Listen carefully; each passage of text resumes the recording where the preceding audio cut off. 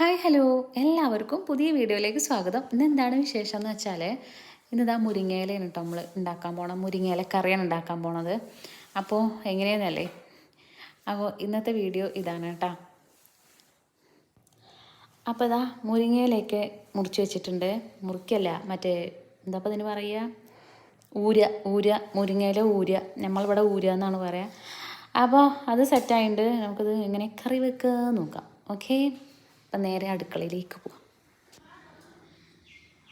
മുരിങ്ങയിൽ ഇടാൻ വേണ്ടിയിട്ട് ഇതാ ചക്കക്കുരു എടുത്തിട്ടുണ്ട്. പിന്നെ ഒരു 4 പച്ചമുളകും പിന്നെ കുറച്ച് മഞ്ഞൾപ്പൊടിയും കൂടെ ചേർത്ത് കൊടുക്കുക. പിന്നെ കുറച്ച് ആവശ്യത്തിനുള്ള ഉപ്പും കൂടെ ചേർത്തിട്ട് ഈ ചക്കക്കുരുവിനെ നന്നായിട്ട് ഒരു 4 or 5 വിസിൽ വെച്ചിട്ട്, ഈ ചക്കക്കുരുവിൻ്റെ പാകം വേവ് എങ്ങനെയാണെന്നൊന്നും എനിക്കറിയില്ല, ഞാനൊരു 4-5 വിസിലൊക്കെ ആക്കും. അപ്പം നന്നായിട്ട് വെന്ത് സെറ്റായിട്ട് കിട്ടും. അപ്പം നമുക്ക് കുക്കർ മൂടി അടുപ്പത്ത് വെച്ചിട്ട് വേവിച്ചെടുക്കാം.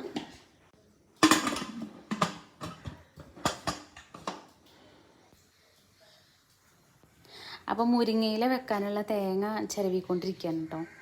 അപ്പോൾ ഇതാ ഒരു മുറി തേങ്ങയാണ്, കുറച്ച് ചിരവി ഒരു മുറി തേങ്ങയാണ്, കുറച്ച് ചിരവി, ബാക്കിയും കൂടെ ചിരവ. ഇതുണ്ടോ കുറേ നേരമായിട്ട് കരിപ്പിരാന്ന് സൗണ്ട് ഉണ്ടാക്കിക്കൊണ്ടിരിക്കുകയാണ് കേട്ടോ ഈ പൂത്താങ്കിരികൾ. ഇവരെ നമ്മളിവിടെ പൂത്താങ്കിരി എന്ന് വിളിക്കും. നിങ്ങളവിടെ എന്ത് വിളിക്കും എന്ന് കമൻറ്റ് ചെയ്യണേ. കണ്ടോ അയ്യേ, എന്താന്നില്ലേ അവരുടെ ഒരു ഒച്ചയും ബഹളമെന്നറിയോ. ചാടി ചാടി കളിക്കുക കണ്ട. ഞങ്ങളിങ്ങനെ അറിയാത്ത പോലെ നിന്ന് വീഡിയോ എടുക്കണം. ഓ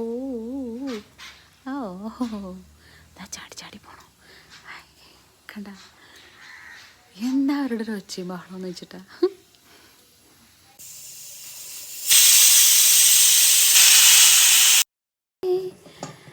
അപ്പോൾ ഇതാ ചക്കക്കുരു നന്നായിട്ട് വെന്തിട്ടുണ്ട്.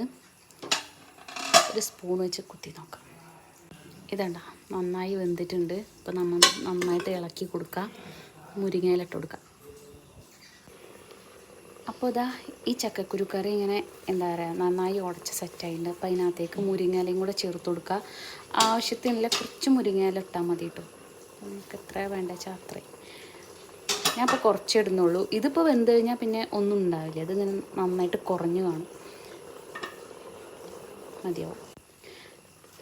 ഈ സമയത്തിനകത്ത് ഉപ്പുണ്ടോ എരിവുണ്ടോ എന്നൊക്കെ നോക്കിയിട്ട് വേണമെങ്കിൽ പച്ചമുളകോ അല്ലെങ്കിൽ ഉപ്പൊക്കെ ചേർത്ത് കൊടുക്കുക. അപ്പം നന്നായിട്ടൊന്ന് വെന്ത് വരട്ടെ, വെയിറ്റ് ചെയ്യാം.